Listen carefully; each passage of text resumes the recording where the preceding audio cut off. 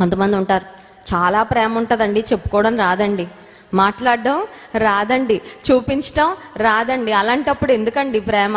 అలాంటప్పుడు ఆ ప్రేమ వల్ల ఉపయోగము ఏంటండి? అలాంటప్పుడు నీ మనసులో ఏముందో ఎదుటి వాళ్ళకి నీ మనసుని చదివే ఏదన్నా డివైస్ ఉంటుందా చెప్పండి? హార్ట్లో వెళ్తున్న హార్ట్ బీట్ని చదవడానికి ఈసీజీ ఉంది, కానీ హార్ట్లో ఉన్న ఫీలింగ్స్, హార్ట్లో ఉన్న ప్రేమను రీడ్ చేయడానికి ఏదైనా మెషిన్ ఉందండి? లోపలే ఉంటుందండి, బయటకు రాదంటే. ఉందో లేదో ఎవరికి తెలుసండి?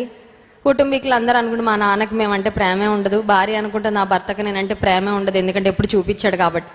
ఆయన అనుకుంటా ఉంటాడు చాలా ఉంటుంది కానీ మనకి బయట పెట్టడం రాదని ఆయన అనుకుంటా ఉంటాడు.